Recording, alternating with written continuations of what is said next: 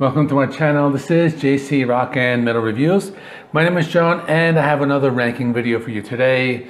I will be ranking the opening tracks from the Beatles albums. But before I begin, if you haven't subscribed, please subscribe. I do rock and metal reviews, rankings, and more. So this ranking will be based on 13 studio albums. So I will be ranking the first song from each album. Not going to waste any more time. Let me jump right into it. So coming in at number 13 is Yellow Submarine. And this song was originally on one of my favorite albums, Revolver, but it is basically a children's song. It was a really big hit. It's one of the most memorable songs, but I don't really think it just stands up against the other Beatles songs, especially the ones on this list. The song is very simple. It's kind of easy to play on a guitar. It's very formulaic, and it just has a very simple structure, like that, verse, chorus, verse. And that's why I have it at number 13. The other ones are a lot better. So let me keep on moving. Coming in at number 12 is Sgt. Pepper's Lonely Hearts Club Band. Now this may be a surprise that I have it so low, but my reason being is that it's not a complete song. It's basically just like a 2-minute introduction. And then the song cuts off, and it really is supposed to go into With a Little Help from My Friends. So basically what I'm saying is that the song only works if you are planning on listening to the entire Sgt. Pepper's album, but if it's a song that kind of appears on a playlist, or if it's just played alone on the radio, I don't really think it really works as a song. This song needs to be listened to just as the intro to the rest of the album, if that makes any sense to you. So coming in number 11 is It Won't Be Long, and this is from With the Beatles. So when I did my ranking video, this one was ranked fairly low. And that album does have a lot of cover songs, but out of all the songs on this list, this is probably the one that I couldn't immediately sing it in my head. I had to think about it for a minute just to remember how it goes. Not a bad song. It was written by John, but it is credited as a Lennon-McCartney song. It is one of those songs with those signature yeah, yeahs in the chorus. It's not a bad song, just the other ones on the list are a lot better. Coming in number 10 is Back in the USSR. And from this point, all the songs are great songs. I really don't like putting this one so low, but it just has to rank somewhere. It's a straightforward rock and roll song, has some piano, some really great lead guitar work by George Harrison. And it is a parody of Chuck Berry's Back in the USA. And also kind of has some parts where the parody of the Beach Boys, California Girls, and Surfing USA. A really great rocker, and I just have it at number 10 just because the other songs are better. Number 9, I have I Saw Her Standing There.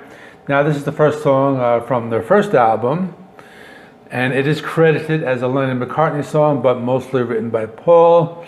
It's just a very catchy pop song. Has a really great twangy guitar tone, and just overall very memorable. Now they do sing about a 17-year-old girl, and considering that the guys were in their early 20s, this probably wouldn't really be acceptable by today's standards, but I've actually seen a lot worse in other Beatles lyrics. All in all, it is a great song, and I do have it at number 9. Coming in number 8 is Help.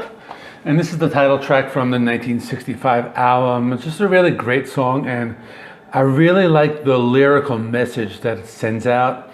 It's about seeking help after being, feeling bad, feeling depressed. And this is supposedly based on John Lennon's real life experiences after having the quick rise to fame and just dealing with all of that. The song has John on vocals and Paul and George on backing vocals. Really great song. I'm actually surprised it's not higher on the list, but the next ones I have are really great songs. Coming in number 7 is A Hard Day's Night, and this is from the album of the same name. I really like the catchiness of the song title, and it's kind of the really cool play in words, something that I would think James Hetfield would write for a Metallica song. Imagine if the song had never existed and it was a metal song. I think it would work. Talking about the song, it's just very memorable. It's a very memorable opening chord, and I think this is the star of the song, just that opening chord. This is a really catchy pop song, and this is from one of my favorite of the earlier albums by the Beatles. Now this song is not actually my favorite song from this particular album. There are other songs like And I Love Her and If I Fail, which I do like better, but this is a great song. Coming in number 6 is The Magical Mystery Tour. So this is the title track from that album. So the song is credited as a Lennon-McCartney song, but mostly written by Paul, and it's just one of the more like psychedelic songs, and there are like these like subtle like drug references in the lyrics. You know, they has the opening line like roll up for the Magical Mystery Tour, and that can kind of mean two things. You know, you can kind of imagine what it means. The song has a really like a big sound, kind of like that similar sound to like the Sgt. Pepper album. And what I like about the song, it is fairly simple and it's under 3 minutes, but there's actually like a lot going on. It kind of like changes tempos, and you really have to listen to the song really closely.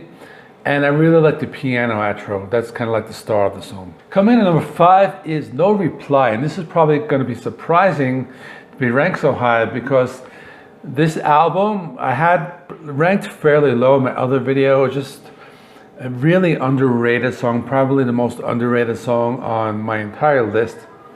It is also one of the more lesser known songs, and it's just like super catchy, and the lyrics are just very heartfelt. It's about a love lost and betrayal. It's a sad song. Also probably one of the first examples of like ghosting, and for you older guys, if you don't know what ghosting is, you have to Google it. But I really like how John like sings, but he screams like the words like no reply. In the chorus section, I really like that part, and it's a great song. And the album isn't, like the album is kind of hit and miss, but it's just a great song from that. Coming in number 4 is the song Two of Us. And this might also be a surprise because the Let It Be album I had ranked fairly low in my other video. Now this song, I knew about it, but I really got to like it a lot more when I saw the movie I Am Sam, and they had a version of this song from that movie, and that cover was by Amy Mann and Michael Penn. I really like the original as well, but this song has both like John and Paul on lead vocals, just a really catchy ballad. And John and Paul play acoustic guitars. George plays the electric guitar. He actually plays the bass line on the electric guitar. And this is probably my favorite song from the Let It Be album. Coming in number 3 is Taxman, and this is from the Revolver album. And just a really great rock song. This is written by George Harrison. Some help by John with this one. And this is also like the first like political song, like they're kind of like making a statement with this one. I really like the interplay between the guitar and the bass, kind of like they go along very well together. You know, the guitar just hits these chords, and there's this really cool like funky bass line. That's what I really like about the song. The guitar solo, it's really brief, but it's kind of ahead of its time, almost reminiscent of like a Jimi Hendrix, like a very feedback driven, like a shredding solo. And this is a great song, and I have it at number 3. At number 2, I have Drive My Car from Rubber Soul. This was written mostly by Paul, also written by John. And the song really has this great guitar riff, and I really like how the song mixes the bass and the piano during different parts of the song. Like there are parts where you do hear the bass, then like Paul plays the piano on other parts. George's guitar solo is really memorable. It's very melodic. I like this one. And I really like Ringo's drumming, and, you know, how he uses like the cowbell. It kind of like adds to the song. So I think this really works well. It's a very like catchy song, and it's just a great way to open, which is probably like one of my favorite albums, Rubber Soul. At number 1, I have Come Together from Abbey Road, and the song has a very strange origin. So supposedly like Timothy Leary was going to run for governor of California against Ronald Reagan, but he got arrested for like a weed possession. But before that, Timothy asked the band to write the song as like a slogan for his campaign. So it's kind of like strange how the song originated. It does have John on lead vocals, but the most memorable part is like the bass line. And this song is kind of a little more like minimalistic than the other Beatles songs.